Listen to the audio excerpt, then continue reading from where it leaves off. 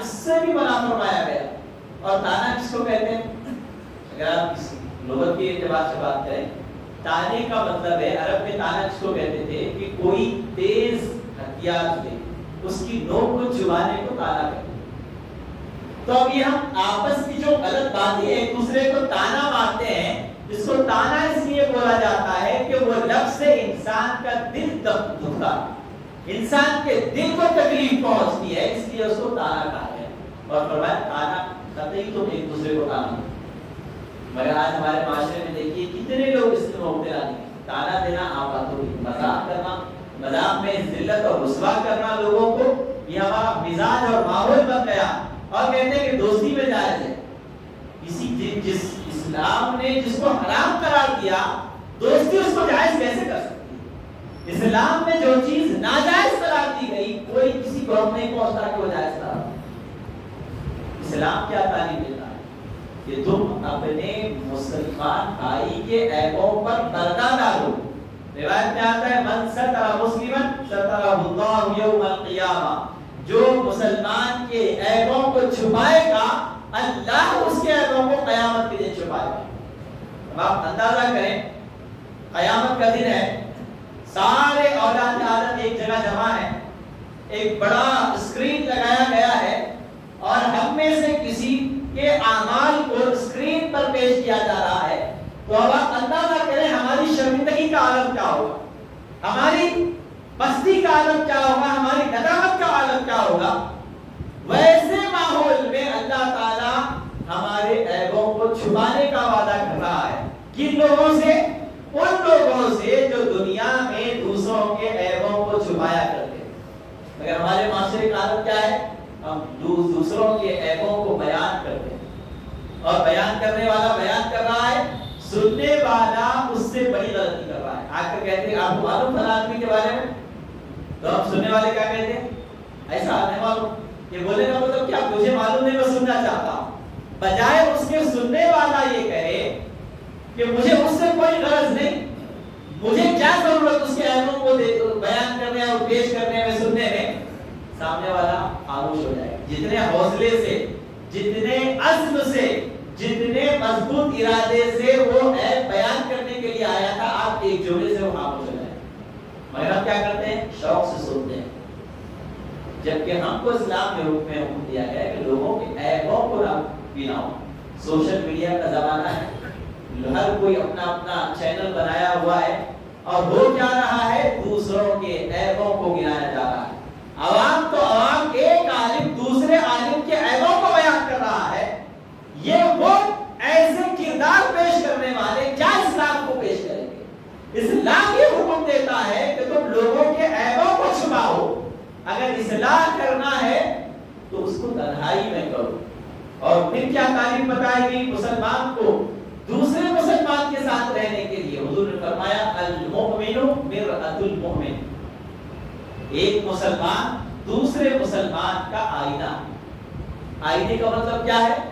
ہمارے پاس جو ہمارے چہرے پر لگا ہوا ہے، ہم آئینے کے سامنے جب جا کر ٹھہرتے ہیں تو آئینہ وہی بتاتا ہے جو ہمارے چہرے پر. ایک دھبا ہمارے چہرے پر لگا ہوا ہے، آئینہ 10 دھبے نہیں بتاتا، ایک ہی بتاتا ہے. تو یہ حدیث سے امت کو یہ تعلیم دی جا رہی ہے کہ اگر کسی میں ایک غلطی ہے تو اس کی ایک غلطی کو ہی تو بیان کرو، وہ بھی اس کو ہی بیان کرو تاکہ اس کی اصلاح ہو جائے. مگر ہم کیا کرتے ہیں؟ ایک غلطی کے بجائے پھیلتے پھیلتے پھیلتے پھیلتے 10 سے 100 غلطیاں بیان کر دیتے ہیں. بات ایک ہو کر شروع ہوتی ہے، پھیلتے پھیلتے 10 ہو جاتی ہے. حضور نے فرمایا ایک مسلمان دوسرے مسلمان کا آئینہ ہے. مطلب کیا؟ یہ بڑی گہری بات حضور علیہ السلام نے فرمائی. اگر مسلمان اس کو سمجھے تو یقین جانیے کسی کی برائی اپنے زبان سے نہیں کرے گا. آئینہ کیوں فرمایا گیا؟ آئینے کا کام کیا ہے؟ آئینہ جب سامنے والے کے چہرے پر کوئی عیب دیکھتا ہے تو دوسرے کو نہیں بتاتا، صرف اس کو ہی بتاتا ہے. مطلب کیا ہے؟ ایک مسلمان جس میں عیب دیکھے اس کو ہی اطلاع کرے. اور ہم کیا کرتے ہیں؟ ایک کا عیب 10 کے سامنے پہ اس کو نہیں بیان کرتے. ہمارے سامنے عیب لے کر آتا ہے تو خاموش بیٹھتے ہیں، اور وہ جانے کے بعد دوسرے کو بولتے بیٹھتے ہیں. آپ کو معلوم ہے تو اس کے پاس یہ معاملہ تھا. یہ حضور علیہ السلام کا ایک ایک جملہ، ایک ایک حرف بڑا جامع ہے، اس میں بہت سارے معنی ہیں۔ مسلمان اگر اس پہ غور کرے، سمجھے، تو معاشرے کی پوری اصلاح حضور علیہ السلام کے چند فرامین سے ہو سکتی ہے۔ حضور نے فرمایا آئینہ ہے، ایک مسلمان دوسرے مسلمان کا آئینہ ہے، اور آئینہ اور کیا کرتا ہے؟ جتنا ہے اتنا ہی بیان کرتا ہے۔ اور اب کوئی شخص آئینے کے سامنے کھڑا ہوا ہے، اس کے چہرے پر کوئی داغ لگا ہوا ہے، اس نے دیکھا کہ میرے چہرے پر داغ ہے، وہ گیا فوراً جا کر منہ دھو کر آ کے پھر سے آئینے کے سامنے کھڑا ہو گیا۔ تو آئینہ یہ نہیں کہتا کہ میں تجھ کو بتایا تو تو منہ دھو کر آیا جا کے، بلکہ آئینہ اس کے چہرے کو صاف بتا دیتا، اس کے عیب کو نہیں بیان کرتا۔ یہ نہیں کہتا کہ میں نے تجھ کو بتایا تو تو منہ دھو کر آئے گا، اگر میں نہیں بتاتا تو تو کیسے منہ دھوتا تھا۔ یہ ہمارے معاشرے کا خامی ہے کہ ہم اگر کسی کے عیب کو جانتے ہیں، بعد میں وہ عیب سے توبہ بھی کرتا ہے، عیبوں کو چھوڑ بھی دیتا ہے، مگر ہم اس کی غلطی کو نہیں بھولتے، بار بار اس کو تانا دیتے ہیں، میں بولا بول کے تو چھوڑا، میں نے بولا تو معلوم ہوتا تھا کیا۔ یہ احسان جتانا، تانے دینا، دوسروں کے عیبوں کو بیان کرنا، بغیر سوچے سمجھے کسی کی بات کو دوسروں تک پہنچانا، یہ ساری چیزیں معاشرے میں فساد بچا رہی ہے، معاشرے میں بگاڑ پیدا کر رہی ہے، دل کی بیماریاں اس سے ہوتی ہیں۔ اس سے ہوتا کیا ہے؟ معاشرے میں فساد پیدا ہوتا ہے۔ اگر ان چند چیزوں پہ مسلمان اگر عمل کرنا شروع کر دیں، جبکہ اللہ نے حکم دیا تھا کہ اگر کوئی کسی کے بارے میں آ کر بری بات کہے تو تم فوراً اس بات کو تسلیم نہ کرو، بلکہ اس کی تحقیق کرو، تحقیق کرنے کے بعد وہ بات درست ہوتی ہے تو جس طرح آئینہ اپنے دیکھنے والے کی خامیوں کو صرف اسی پر بیان کرتا ہے، دوسرے کے سامنے بیان نہیں کرتا۔ اس کی بے شمار مثالیں ہمیں صحابہ کرام رضی اللہ تعالی عنہم اجمعین کی سیرت مبارکہ میں ملتی ہے۔ عفو درگزر کرنا، معاف کرنا، آپس میں ایک دوسرے کے تعلق سے نرم گوشی اختیار کرنا، نرم پہلو اختیار کرنا۔ اللہ تبارک و تعالی حدیث قدسی حضور علیہ السلام نے فرمایا، اللہ فرماتا ہے اور حضور نے فرمایا کہ جو مسلمان نرمی سے محروم ہے ساری بھلائیوں سے محروم۔ اب جب تک جوان ہیں اپنی پوری جوانی کی طاقت سے روب و دبدبہ چھاڑنے جاتے ہیں، طاقت و قوت کا مظاہرہ کرتے ہیں، اور جب ضعیف ہوتے ہیں تو اس وقت نرمی کی طرف آتے ہیں۔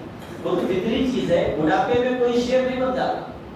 آپ کو اخلاق اور کردار کب پیش کرنا ہے؟ اس کا صحیح وقت جوانی کے عالم میں پیش کرنا ہے۔ نوجوان ہے، پور گرم ہے، غصہ زیادہ ہے اور طاقت اللہ نے عطا فرمائی ہے، ایسے وقت اگر کوئی بندہ اللہ کے لیے اپنی طاقت کو پسند پش ڈال کر سامنے والے کو معاف کرتا ہے تو اللہ تعالیٰ اس کی طاقت میں اضافہ فرماتا ہے۔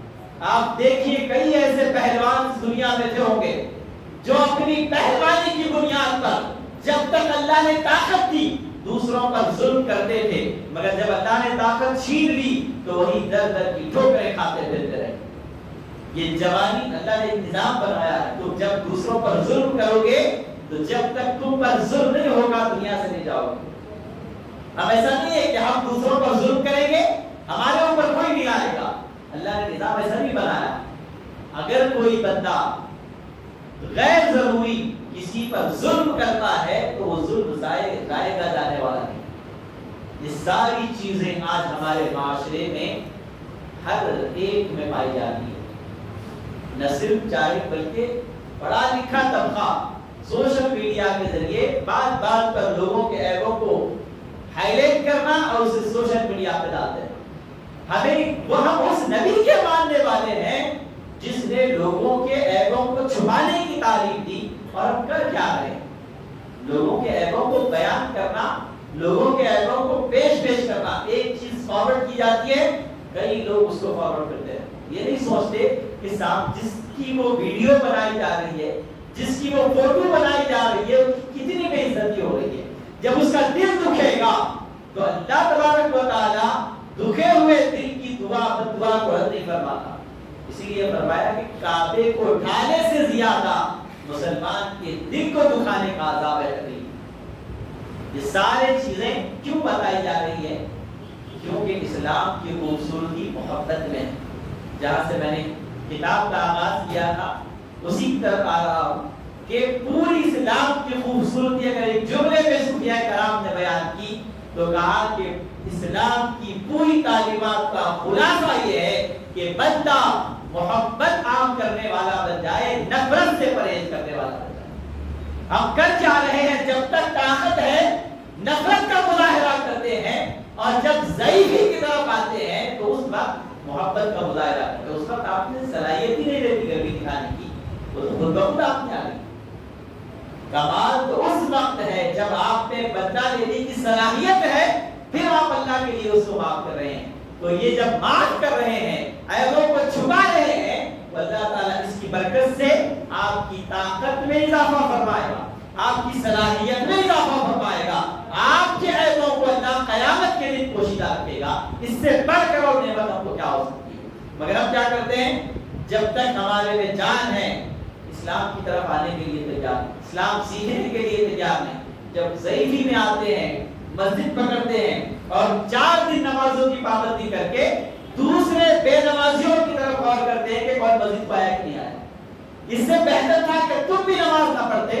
اسلام یہ نہیں دیتا، یہ تعلیم نہیں دیتا کہ تم نمازی بن گئے تو بے نمازیوں کے عیب کو بیان کرو. نمازی بن گئے، بے نمازیوں کو دیکھو تو اللہ کا شکر ادا کرو. اللہ نے ہمیں اس کے گھر میں بلا کر سجدے کی توفیق عطا فرمائی. اگر وہ توفیق نہ دیتا تو کہاں حاضر ہوتے؟